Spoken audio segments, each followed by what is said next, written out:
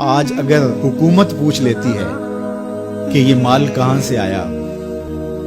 یہ بلیک منی ہے یا وائٹ منی، تو لوگوں کو جان کے لالے پڑ جاتے ہیں اور پھر ساری رات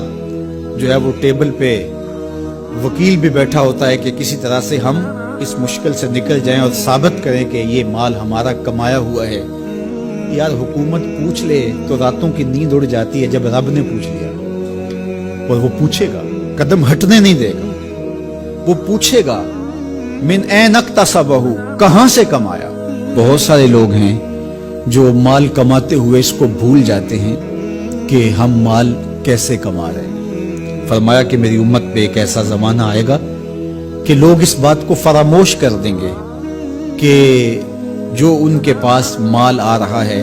وہ حلال ذریعے سے آ رہا ہے یا حرام ذریعے سے آ رہا ہے۔ مال کی محبت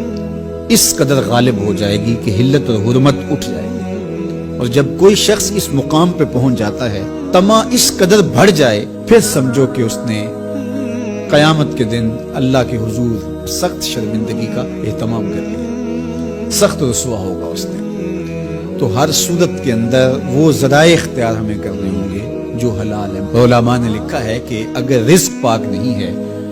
تو نیک لوگوں کی دعاؤں سے بھی حصہ نکال دیا جاتا ہے، یعنی ایک تو اس کی اپنی دعا قبول نہیں ہوگی، دوسرا نیک لوگ جو دعائیں مانگتے ہیں، اللہ پوری امت پہ رحم کر، پوری امت کی خیر فرما، تو اس شخص کا حصہ نیک صالحین لوگوں کی دعاؤں سے نکال دیا جاتا ہے۔ تو قیامت کے دن اللہ اپنے حضور سے بندوں کے قدم ہٹنے نہیں دے گا جب تک یہ سوال نہیں پوچھ لے گا کہ تم نے رزق کمایا کہاں سے۔ اور پھر دوسرا سوال ہوگا کہ وفیما انفقہ، اس کو خرچ کہاں کیا۔ عمومی طور پہ ہم اس پہ تو زور دے دیتے ہیں کہ مال حلال ذریعے سے کمانا چاہیے، کسی سے زیادتی نہیں کرنی چاہیے، جھوٹی قسم سے مال نہیں کمانا چاہیے، کسی کو دھوکہ دے کے مال نہیں کمانا چاہیے، مال کمانے کے ذرائع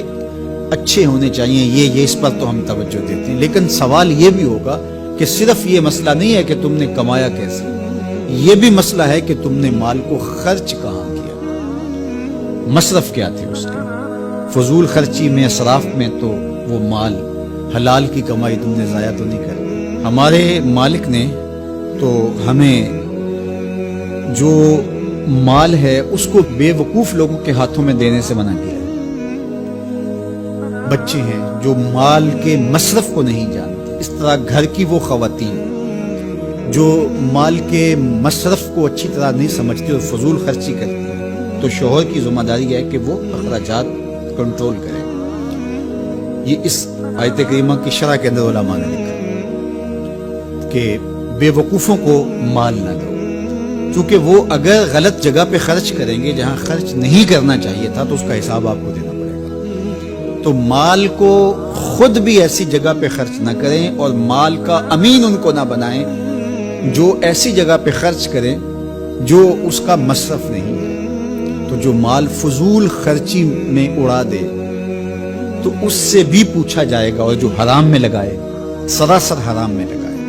اس مال سے عیش و عشرت کرے، اس مال سے رشوت دے کے کسی کا حق چھینے، اس مال سے کسی پر ظلم کروائے، کسی پر زیادتی کروائے، تو کیا اس کو حساب نہیں دینا پڑے گا؟ تو ایک ایک پائی کا حساب دینا پڑے گا۔